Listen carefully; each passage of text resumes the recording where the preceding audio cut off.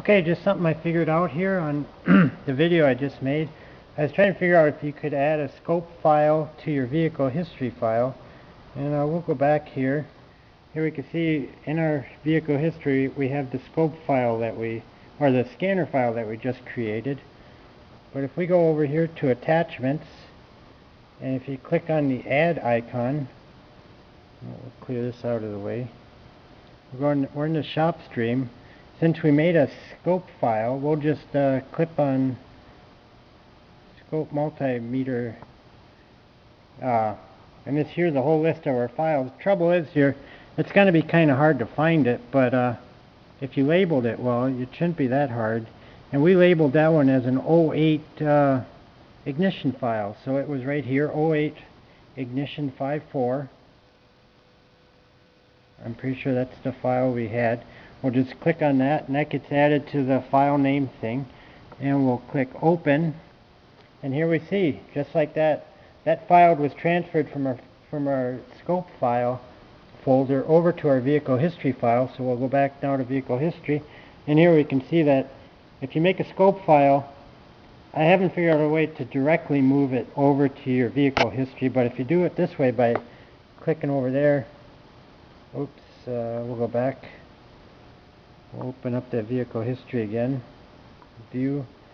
We got our scope file here. We'll click on attachments, and then you just click on add.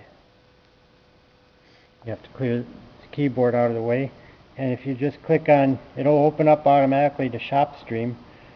And if you made a scope file for this vehicle, you just click on, double click on your scope scanner or scope multimeter files, and a list of all your scope multimeter files, which as you can see I've got quite a few stored in here.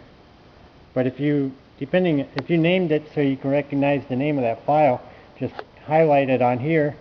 It'll come up down here, and then just click the open button, and then automatically it'll get oops, gotta close that, your scope file. So now we can see here we had ignition 05 ignition, and we'll view that. And there we can see that the folder that we just made, or the file we just made of viewing our ignition pattern for this truck here, was added to the vehicle history. So if you've got an ignition problem and you want to store that file, say with the